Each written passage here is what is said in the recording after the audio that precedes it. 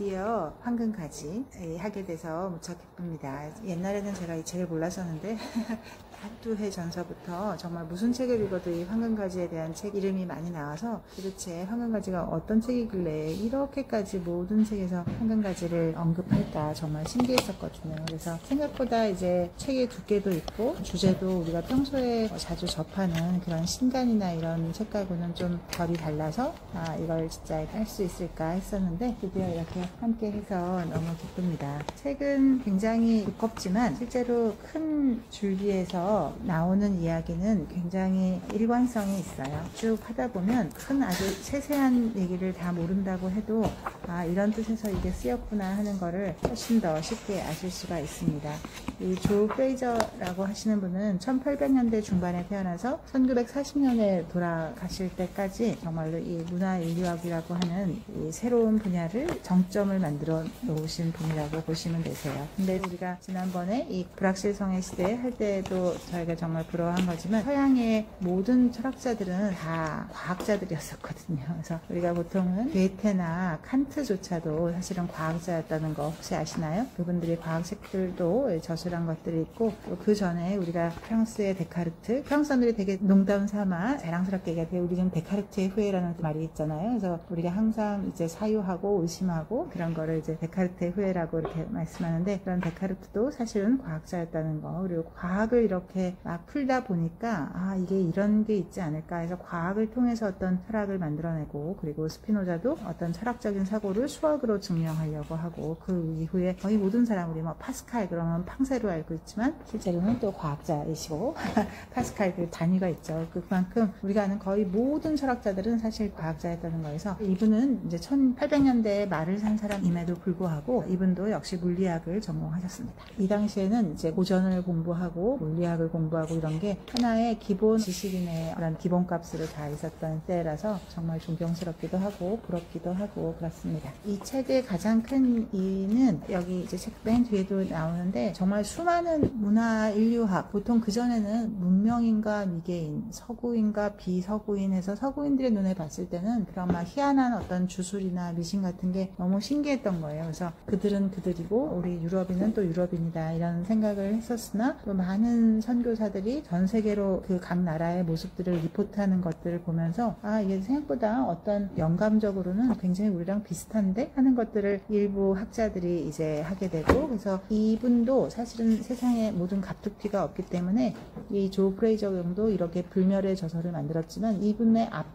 앞선 세대의 또 분들이 있으세요. 그래서 그분들을 이 제임스 프레이저가 굉장히 이제 존경하고 너무나 위대한 분들의 그거를 조금 더 이제 다듬는다라는 마음으로 이거를 했던 것 같습니다. 그래서 크게 니체가 죽었던 해로 기억되는 그 1900년 20세기가 시작되는 그때 딱 나온 책이기도 하고요. 그 당시에 나온 책인데도 불구하고 우리 조선의 이야기도 굉장히 많이 있어요. 얼마나 이 사람이 세계의 방방곡곡 정말 그 숨은 작은 부족의 이야기까지 전 세계에 어떤 민화가 있는지 어떤 미신이 있는지 도대체 그 미신의 뜻은 뭔지, 그리고 또 이 미신이 전 세계에서 왜 이렇게 비슷한지 그런 것들을 하려고 했던 것 같아요. 그리고 그 미신과 종교, 그리고 우리가 보통 문명이라고 하는 것들이 그렇게 하루아침에 갑자기 툭 튀어나온 게 아니고 우리가 보기에는 이제 미신에 불과해 보이는 그 시간을 다 지나와서 됐다라고 하는 그런 거를 알려주려고 한 것 같아요. 하지만 또 이분의 글 자체도 우리는 지금 이제 번역된 한글을 보지만 이 영어로 봤을 때 이분의 문장이 워낙 정말 유려해서 실제로는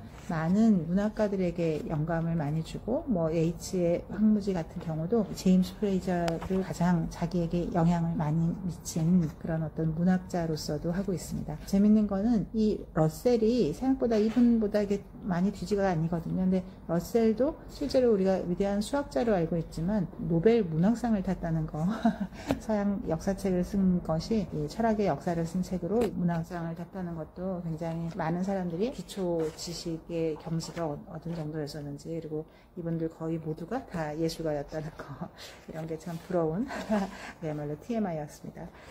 이 책을 무슨 식으로 읽지라고 할 때는 이 세세한 제목만 보셔도 거의 모든 거를 좀 알 수가 있으세요. 그래서 맨 처음 시작은 우리가 우리가 이게 이 당시만 해도 사실 얼마나 큰 장벽이었겠어요. 이게 기독교 안에서도 사실 신교가 오르니 부교가 오르니 해서 루터를 태워 죽인 것도 이 안에도 이렇게 나오는 것처럼 같은 기독교 안에서도 신교니 구교니로 그렇게 수백 년 동안 끔찍한 죽고 죽이는 거를 했었는데, 하물며 비기독교일 때 사람들이 또 얼마나 끔찍하게 사람들을 죽이고 했었는지, 또 이런 다른 나라의 어떤 좀 더 유대교나 이슬람처럼 유일신도 아닌 그 외에 온갖 어떤 다신교나 잡다해 보이는 것들이 얼마나 미신적이고 싫었을지, 그래서 그 인종하고 우리 이런 문명인 유럽인하고는 굉장히 달라라고 사람들이 다 생각하던 그런 시대에 너무나 무식해 보이는 그런 뭐 사람을 인신공양을 하는 그런 것조차도 사실은 우리가 다 연결돼 있다라고 하는 그 큰 틀을 마련한 것이 이분의 정말 위대한 업적인 것 같고, 지금은 문화인류학에서 이제 너무너무 다 세부적으로 발달돼서 이렇게 막 뭉뚱그렸던 이분의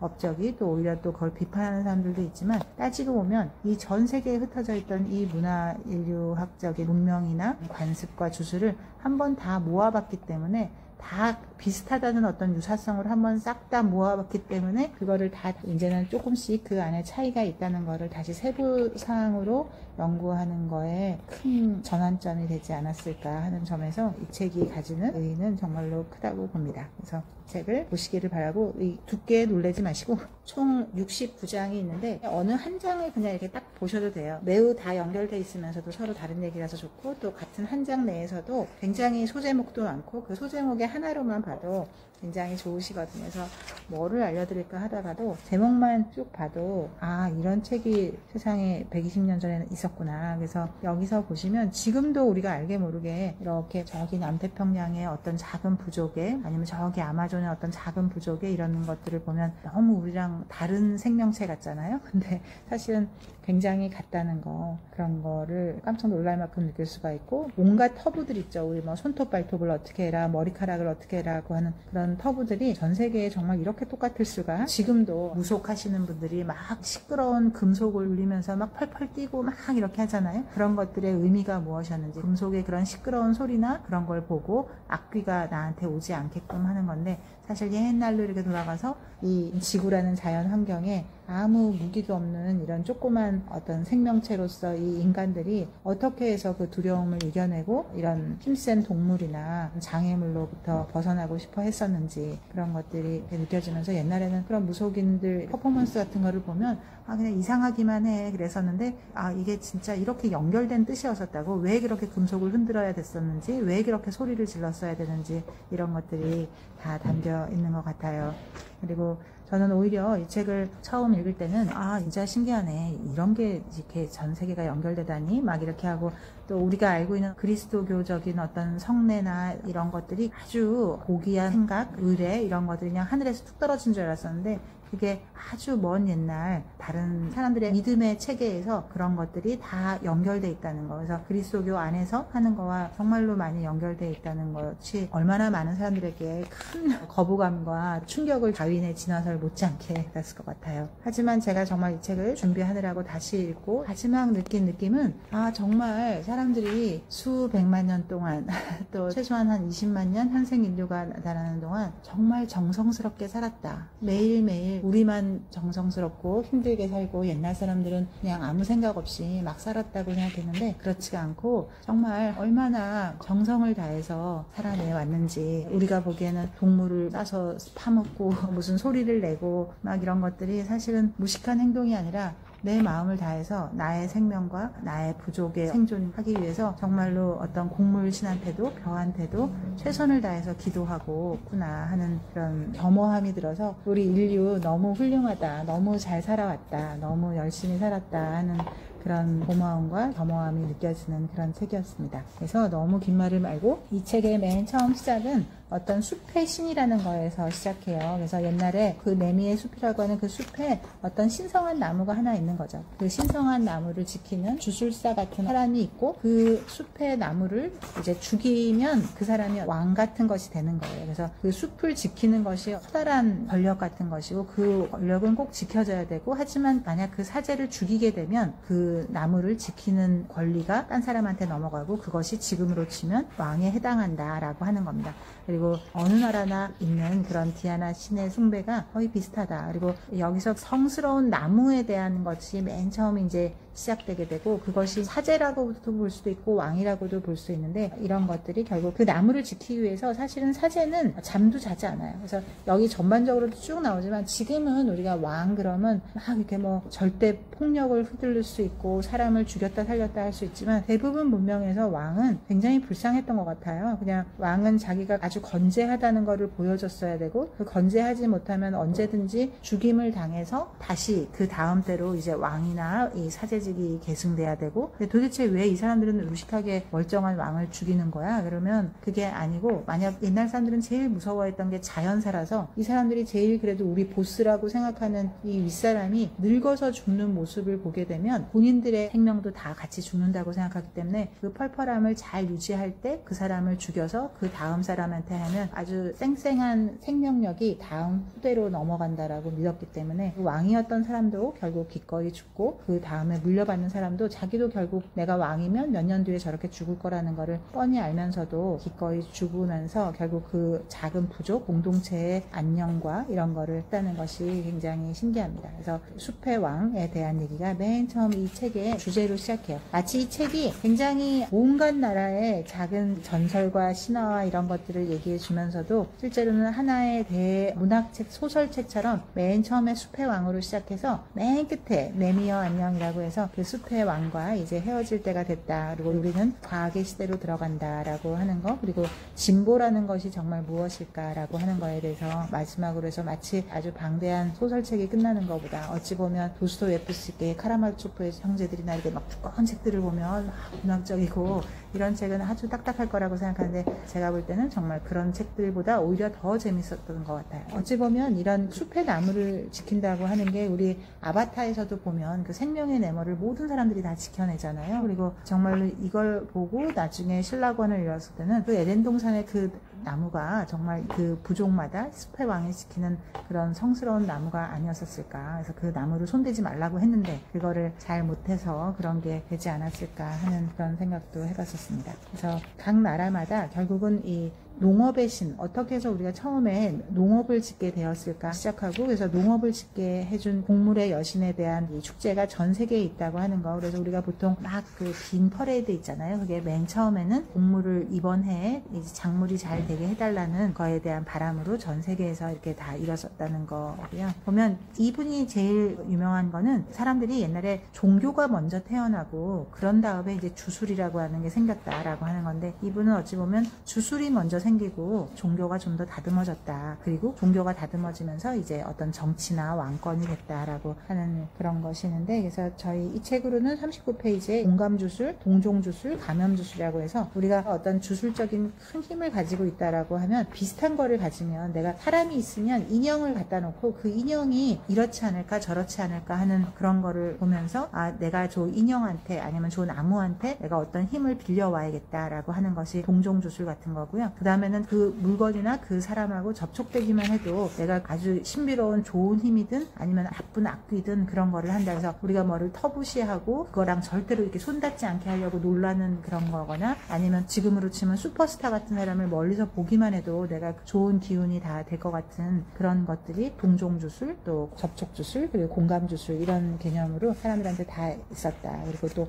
제일 중요한 게 모방주술이라는 게 있어서, 이상한 거를 낳는다고 해서 내가 이가 아프면 뭔가 이와 비슷한 것들을 하고, 배가 아프면 배와 비슷한 걸 하고, 그런 것들을 하는 것들이 다 어느 문화권에나 있다. 그래서 어떤 모방주술을 하고 싶으면 한 페이지에도 거의 최소 너댓 나라, 너댓 부족의 이런 것들이 이 수백 페이지에 1000페이지가 넘는 이 책에 아주 깨알같이 있거든요. 그래서 나중에는 와, 너무 심하다. 어떻게 이렇게 많은 거를 모았을까 하면서도 이걸 끝까지 하나도 빼놓지 않고 다 쓰려고 했던 학자로서의 그런 게 참 놀라운 것 같아요. 거의 이분은 평생을 문화학을 했지만 이 황금가지라는 책만을 위해서 한 15년 정도를 집필을 하신 걸로 되어 있습니다. 그래서 뭐 주술에는 이론적인 거, 실질적인 거, 적극적인 거, 소극적인 거 이런 걸 해서 우리가 약간 모방 행동하는 거, 우리가 옛날에는 빨리 달리는 게 먹고 사는데 중요하니까 빨리 달리기 위해서 빨리 달리는 동물들을 모신다든지 하는 이런 모방 주술이 다 이렇게 일어났다 하는 겁니다. 아마도 이 안에 제가 보기에는 거의 과장 아니고 수만 개 이상의 예들이 들어있어요. 그래서 각각의 이런 것들이 있다는 거고요. 너무 이렇게 하면 방대해질 것 같아서 차라리 제가 제목을 보면서 같이 봐드리면, 맨 처음에 숲의 왕이 있고, 그래서 그 숲의 왕이 결국은 사지의 왕이 됐을 거다라고 하는 거, 그리고 공감 주술에 대한 것이 있어서 같은 거나 다른 거를 했다는 거, 그리고 주술에서 종교가 나갔다고 하는 거, 그리고 날씨라고 하는 게 그 옛날 사람들한테 얼마나 중요했을지. 그래서 주술사라고 하는 게 지금은 이제 사기꾼 같은 걸 수 있지만 옛날에는 정말 그게 공적인 공무원, 그리고 가장 중요한 어떤 역할을 해주는 거라서 비를 내리게 해야 될 때가 있고, 비를 또 멈추게 해야 될 때가 있고, 또 바람을 어떻게 조절할 것인가 라고 하는 게 있고, 그런 주술사들이 결국 사람들이 거기에 굉장히 의지하고 따르면서 왕이 됐을 것이다 라고 하는 겁니다. 그리고 신이 어떻게 인간의 모습으로 나타나게 되었는가 하는 전 세계의 설화들을 모아주는 게 있고요. 그리고 또 자연왕들이라고 해서, 여기서는 시작이 아까 그 숲에도 이 떡갈나무에 대한 얘기가 굉장히 많이 나오거든요. 근데 우리 어렸을 때는 왜 4대 문명 이렇게 보였지만 지금은 중앙아시아를 가르는 동일한 위도의 기마민족이 살았던 스키티아 문명을 아주 더 중요한 문명으로 보는 거에서, 그 족속들이 아리안족이거든요. 그래서 그 아리안족들이 이제 말을 타고 다니면서 그 유목민들이 제일 먼저 했던 것이 이제 떡갈나무라서, 이 스키티아 사람들이 전 세계로 퍼지게 됐기 때문에 지금 보기에는 뭐 인도고 저쪽 스코틀랜드고 아무 상관이 없어 보이는데, 알고 보면 전부 다 스키티아 사람들이 전 세계로 퍼져서, 우리 신라도 스키티아 후예라고 하잖아요. 그만큼 전 세계에 쫙 퍼졌기 때문에 우리가 보기에 이렇게 비슷한 주술이나 미신이 다 똑같이 있을 수밖에 없다 하는 겁니다. 그리고 제일 중요한 것이 9장에 이제 나무 숭배가 어떻게 이루어졌나 하는 거, 그래서 나무 숭배가 최근까지도 근대 유럽에서도 어떻게 됐나 하는 거, 그리고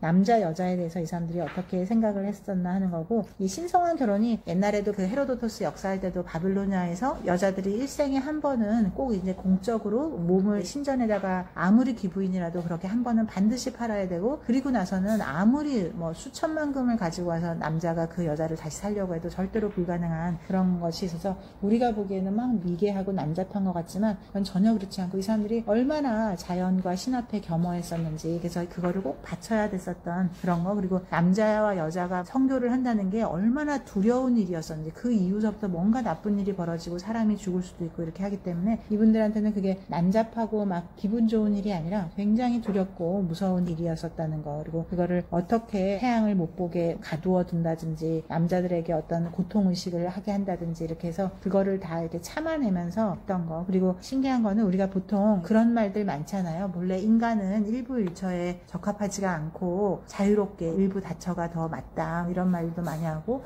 오히려 문헌을 많이 연구해보면 인간은 아주 그 옛날서부터 이 일부일처가 오히려 더 맞는 것이었다, 그때도 그 사람들은 그렇게 했었다, 그런 것들도 많이 이렇게 나와 있습니다. 그래서 우리가 생각하는 이때까지 인간은 본래 이랬던 거 아니야 라고 했던 거랑 굉장히 많은 고찰을 통해서 이렇게 증명해내려고 하고 있어요. 그리고 로마의 왕들이나 이런 사람들도 이렇게 단순한 황제라기보다는 이제 곡물의 여신이나 이런 사람들과 영적인 결합을 해서 본인이 거느리는 식솔들이잖아요. 어찌 보면 부족민, 조그만 나라의 국민이라고 하는 게, 그 사람들이 평화롭게 잘 살게 하기 위해서 그런 황제들도 최선을 다해서 한 거. 그리고 또 주피터도 어떤 개념에서 실제로 이 사람들을 다스리려고 했는지, 재밌게도 전에도 한번 얘기했지만 러셀이 한 말이 저는 정말로 인상 깊었었는데, 세상의 모든 이 신화에는 다 창조 신화가 있지만 그리스 로마 신화에만은 창조 신화가 없는 걸 보면, 그리스 로마에 나오는 모든 신들은 사실은 정보관과 해적 왕의 어떤 이야기였을 것이다 라고 하는 것이 있는데, 여기서도 보면 내가 어쨌든 힘이 세서 저 사람을 정복해야 내가 살아남을 수 있잖아요. 그래서 그런 것들도 어떻게 발달돼 왔었는지 이렇게 쭉 나옵니다. 그래서 우리가 디아나 여신이나 신화에 나오는 그런 인물들이 왜 그렇게 폭력적이고 도덕도 없어 보이고 도대체 왜 저러지 싶은데, 그게 사실은 여러 이유에 의해서 그렇게 할 수밖에 없었던 그런 것들도 있고, 각 나라에 막 신들이 다 달라, 뭐 신농씨가 있고 문화권마다 다 신들이 달라 보여도 사실은 다 똑같이 우리 올해부터 심은 곡물들 잘 자라게 했는데 악귀들이 나타나서 자연재해가 벌어지거나 벌레를 먹거나 하는 일이 없도록 우리를 보호해 주세요 라고 하는 그런 것들이 있었다. 그래서 또 영혼도 이제 따로 있다고 생각했기 때문에 영혼이 상처받거나 죽임을 당하지 않기 위해서 어떤 노력을 해왔었는지 하는 것들이 있고요. 그 다음에는 터부에 대한 말만 거의 장장 4장에 걸쳐서 이렇게 있는데, 터부가 어떤 행동이 되는 경우, 사람이 되는 경우, 물건이 되는 경우, 말이 되는 경우도 있는데, 우리 어렸을 때 진짜 할머니들의 말씀을 해보면 이게 다 진짜 너무나 와닿아요. 그래서 이방인과의 교제를 어떻게 삼가해야 하는지, 먹고 마시는 거를 삼가하는 거, 눈에 보이는 거, 외출에 대한 거, 음식을 남기는 거에 대한 거, 또 상을 당한 사람들, 월경 중인 여자나 산모에 대한 어떤 터부, 그리고 전사들이 나갈 때 어떤 걸 조심해야 되는지, 또 살인자나 사냥꾼, 어부, 농부 이런 사람들이 뭘 해야 되는지, 그리고 어떤 무기나 철, 피, 머리카락, 우리 신체 부위 같은 거, 식품 이런 거, 그리고 재밌는 건 매듭이나 반지 같은 것도 어떤 터부의 기원이 되기도 하고, 또 죽은 사람 이름 부르는 거 아니다라고 하는 그런 게 그 아주 옛날 서부스터도 다 이렇게 있었던 거다라고 하는 거, 그게 단순히 똑같은 의미로 가장 무서운 거는 가장 피해야 되는 거기도 하기 때문에 어찌 보면 우리가 악마적이라고 느끼는 것이 맨 처음에는 굉장히 신성하고 무서운 존재하고 거의 비슷하게 갔었다. 그래서 처음에는 너무 무섭고 막 경외하고 이렇게 하다 보니까 그거를 해서는 안 되는 게 되고, 해서는 안 되는 게 오랫동안 있다 보면 그게 악마적인 걸로 또 오해되고 그렇게 됐다. 그래서 우리만 대단하고 원시인들은 그냥 한심했다고 생각하는 게 아니라 우리의 삶을 이렇게 다 지탱해 줄 수 있었던 것이, 지금 보기에는 어리석을지 몰라도 그 당시에는 정말 최선을 다한 지혜에 대한 거, 그런 것이 있습니다. 그리고 하다못해 심청전만 봐도 해왕한테 여자를 바쳤다는 거를 당연하게 동화에서 보는데, 그런 동화가 전 세계에 어디나 다 있다는 거죠. 그래서 저도 옛날에는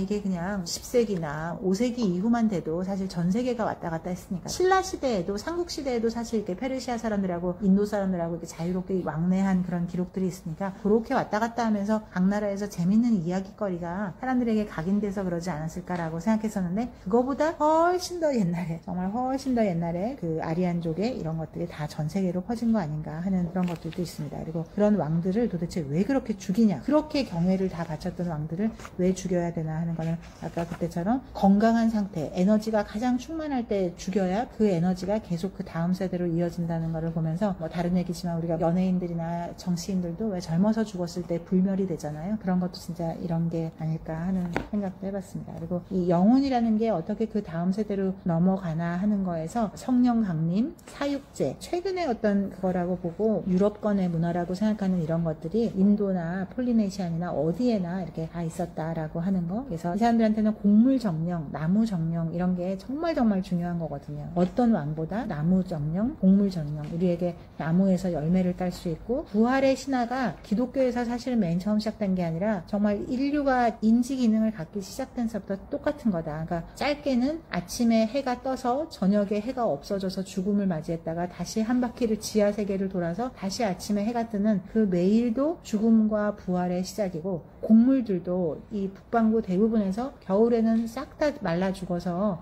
이제 세상이 끝났나 보다 라고 생각을 했었는데, 틀림없이 몇 달 뒤에는 다시 태어나는 거. 맨 처음에는 그게 몇 달 뒤에 그런 일이 벌어진다고도 생각하지 못하고 그냥 순환적인 거를 잘 몰랐겠지만, 오랫동안 살다 보니 우리가 몇 달만 거치면 다시 이렇게 봄이 온다라고 하는 게, 죽음과 부활이 1년을 주기로 되는 것을 전 세계에서 다 경험했었기 때문에, 그래서 그 데메테르와 페르세폰의 신화에서도 보면 이 딸이 납치된 다음에 저승 음식을 먹었기 때문에 1년의 반은 저승에 있어야 되고 반은 이제 지상에 있을 수 있다라고 하는 게, 지상에 곡물이 없는 겨울 시기의 반년과 지상에 곡물이 있는 여름 시기의 반년을 상징화한 거다라고 하는 거입니다. 그리고 아도니스 신화도 굉장히 많이 있는데, 또 저는 그냥 아도니스 사람 이름이라고 생각했는데, 옛날 말로 아돈이라는 말 자체가 신이라는 뜻이었다고 해요. 그냥 주님, 우리 주님이라는 그 단어가 본래 아돈이었었는데, 신의 이름은 따로 있는데 그냥 앞에 우리 주님 하는 말이 그냥 아도니스라는 이름으로 다 돼서, 이런 아도니스의 신화도 전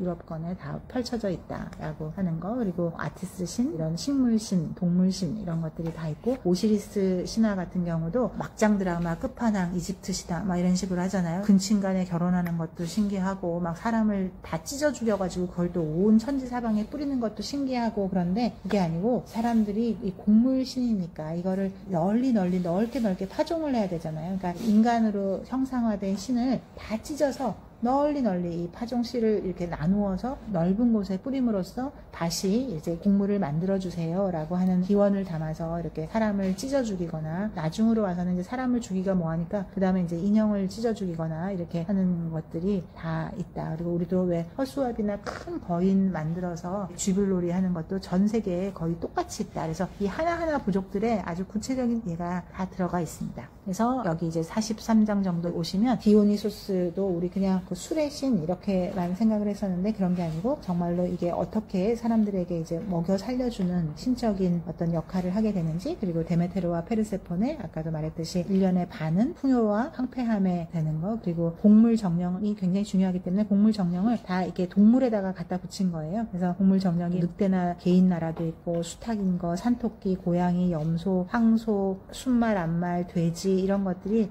다 곡물 정령이 동물로 화신한 것이다 라고 하는 겁니다. 곡물의 신도 곡물의 어머니라는 의미는 전 세계에 거의 똑같이 있다 라고 하는 거, 그리고 그게 이때까지 이어진 것이 5월의 여왕처럼 이렇게 한다 하는 겁니다. 그리고 우리가 막 그 잉카에서 인신 공양하는 걸 보고 너무 끔찍하다, 사실은 그게 이제 신을 나누어 먹는 거다 라고 하는 거고, 그게 첫 수확을 나누어 먹는 유럽의 의식과 다르지 않다 라고 하는 거, 그리고 육식을 하는 것이 그런 신을 나누어 먹는 거였다. 그래서 신성한 거북, 신성한 곰, 신성한 독수리, 순양, 뱀 이런 것들도 다 그런 의미를 가졌다라고 하는 거고, 사람들이 그 다음에는 이제 막 재앙이 발생할 수밖에 없잖아요. 어쩔 수 없이 재앙이 발생하는데 이 재앙을 어떻게 다른 동물이나 이런 무생물이나 식물이나 인간한테 옮겨버리고 그 사람 하나를 이렇게 죽여버림으로써 모든 사람들의 죄를 이제 속죄하고, 우리가 죄 이제 그만 지을 테니까 내년에는 우리에게 먹을 것을 또 주세요. 우리 죄를 너무 벌하지 말아주세요. 라고 하는 것이 고대 멕시코나 아마존이나 이런 로마에서도 다 똑같이 있었다 라고 하는 거. 그리고 북유럽 신화에서 가장 멋있는 거였던 그 발데르라고 하는 신이 그 자체로 곡물의 신에 대한 실제적인 형상화다라고 하는 거. 그리고 발데르가 도대체 어떻게 그 모든 거에도 죽지 않았는데 겨우살이에 의해서 죽었나라고 하는 게 말도 안 되는 신화다라고 생각하는데, 이 사람들한테는 굉장히 중요했다는 거죠. 그래서 겨우살이가 떡갈나무를 이렇게 넝쿨처럼 사는데, 이 사람들은 옛날에 땅에 대한 터부가 있어서 어느 나라나 신 같은 사람들은 땅을 디디면 안 되고 땅을 디디면 이제 더럽혀진다고 생각했기 때문에 모든 나라에 그런 것들이 많은데, 이 겨우살이라고 하는 것은 기생식물이기 때문에 땅에서 살지 않고 저 높은 떡갈나무 저 위에서 사는 것처럼 옛날 사람들이 보기에는 보였던 거예요. 그래서 땅에 발을 디디지 않고 더 높은 곳에서 생명을 꽃피우고 있기 때문에 이 겨우살이가 너무너무 소중하고 신성한 것이고, 하물며 가을이 돼서 떡갈나무는 다 잎을 떨어뜨리고 사방의 모든 생명체는 다 죽은 것 같은데 겨우살이는 아직도 땅이 기초가 아니기 때문에 넝쿨 같은 거 보면 마지막까지 가을에 살아남잖아요. 그러니까 그렇게 아주 초록으로 살아있는 겨우살이를 보면서 사람들은 아, 저거야말로 정말 이 세상에서 가장 중요한 생명의 기원이라고 생각해서 겨우살이야말로 가장 위대한 신인 발데르를 죽일 수 있는 유일한 것이다 라고 기원을 말해주고 있습니다.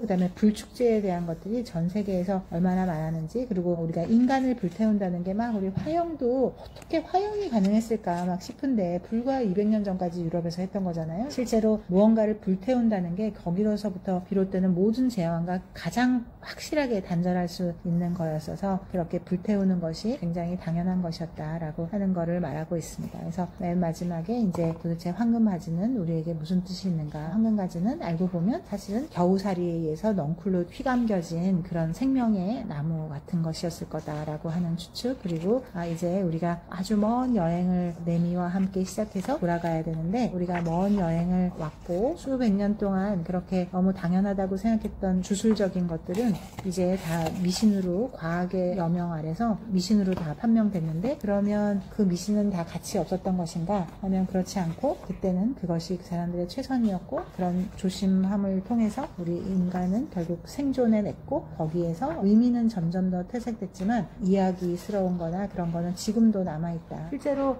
많은 사람들은 모든 세계의 축제들은 하지점과 동지점에 가장 다 있고, 이제 해가 제일 긴 때, 제일 짧을 때에서 거의 대부분의 나라에서 동지가 새해의 시작인 때가 제일 많고, 이제부터 해가 시작되는 거니까 우리나라도 동지를 새해로 했던 것이 아주 오랫동안 있었던 것이고, 그래서 전 세계의 모든 문명에서 대부분 새해를 동지로 잡고 그다음에 하지가 있고, 그래서 이 두 개가 가장 큰 축제로 거의 대부분 나라에서 되는데, 오히려 유목민족이 저 끝에 가서 문명의 영향이 제일 적었을 것 같은 곳에는 아직도 5월 1일과 11월 1일이 가장 큰 축제로 되어 있어서 그거를 이제 벨테르 축제나 신들이 오는 전날 밤에 하는 할로윈 축제를 이렇게 하게 되는데, 할로윈이 모든 신이란 뜻이거든요. 근데 도대체 여기만 왜 이렇게 특별하게 5월 1일하고 11월 1일은 추분도 안 맞고 또 하지 동지도 안 맞고 아무것도 안 맞는데 왜 여기서는 5월 1일과 11월 1일을 제일 중요시했을까는, 이 문화가 유목민족이기 때문에 풀이 자라기 시작할 때와 풀이 죽기 시작하는 그 시점이 가장 중요한 시점이 됐을 거다라고 하는, 그래서 어느 나라의 어떤 문명이나 이런 것들이 다 그 사람들이 살았던 그 자연 환경에 대한 것이 굉장히 중요했다라고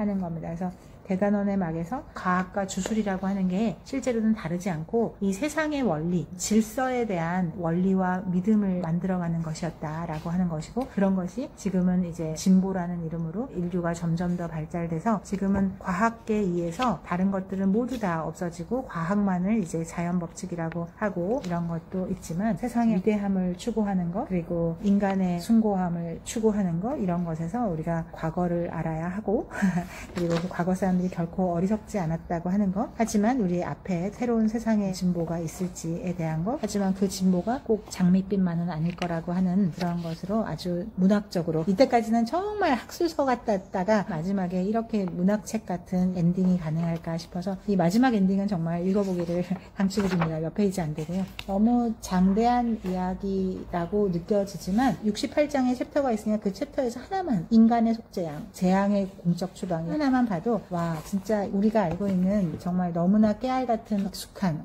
이 미신들 왜 이렇게 익숙하지?